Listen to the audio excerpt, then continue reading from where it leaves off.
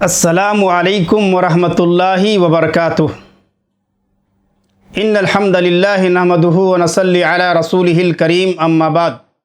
قال اللہ تعالی بدیع السماوات والارض واذا قضى امرا فانما يقول له کن فیکون۔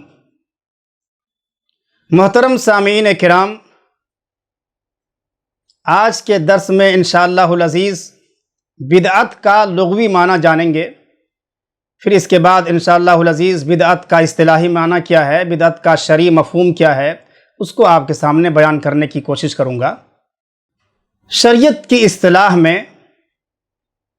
بدعت بلا کسی سابقہ مثال کے کسی چیز کی ایجاد کو کہتے ہیں، یعنی بدعت ہر اس چیز کو شامل ہے جو بلا کسی سابقہ مثال کے بنائی گئی ہو۔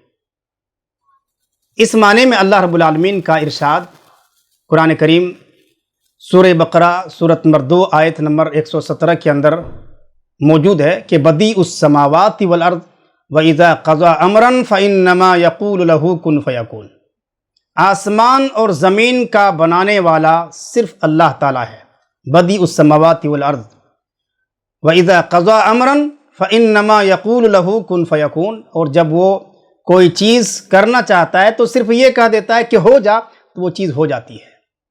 یہاں پر اللہ رب العالمین نے بیان فرمایا بدیع السماوات والارض، کہ اللہ تعالیٰ ہی آسمان اور زمین کا موجد ہے، اس کی ماضی میں کوئی مثال نہیں ہے۔ یعنی بدعت نئی چیز کو کہتے ہیں، ایسی نئی چیز جس کی ماضی میں کوئی مثال نہ رہی ہو۔ اللہ رب العالمین نے اتنا بڑا بڑا آسمان، 7 آسمان کو بنایا بغیر کسی اگزامپل کے، بغیر کسی نمونہ کے، بغیر کسی ماڈل کے۔ اللہ تعالیٰ نے 7 آسمان کو بنایا ہے اور زمین کو بنایا ہے بغیر کسی مثال کے۔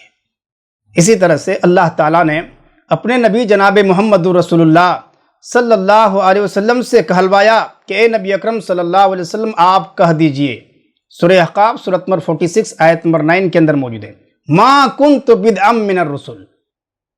آپ کہہ دیجئے کہ اے لوگو، مجھے تم حیرت کی نگاہ سے کیوں دیکھتے ہو؟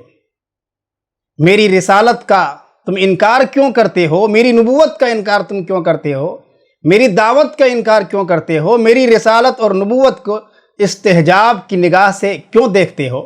میں تو کوئی نیا رسول نہیں ہوں، مجھ سے پہلے بھی بہت سارے نبی آ چکے ہیں، مجھ سے پہلے بھی بہت سارے رسول آ چکے ہیں، ان کی دعوت میں اور میری دعوت میں مطابقت ہے، موافقت ہے۔ وہ بھی ایک اللہ کی طرف لوگوں کو بلاتے تھے، اور میں بھی تمہیں ایک اللہ کی طرف بلاتا ہوں۔ ما کنت بدعا من الرسل، میں کوئی نیا رسول نہیں ہوں۔ تو لغت کے لحاظ سے اس بات کو سمجھ لیا جائے کہ ہر نئی چیز کو بدعت کہا جاتا ہے۔ اس اعتبار سے نئے زمانے کے، اس زمانے کی ایجادات میں سے جیسے ہوائی جہاز ہے، پنکھا ہے، اے سی ہے، موبائل ہے، اسی طرح سے لاؤڈ اسپیکر ہے، یہ ساری کی ساری چیزیں اس زمانے کی ایجادات میں سے ہے۔ اس کا اطلاق بدعت پر ہوگا، لیکن شریعت میں یہ ممنوع نہیں ہے۔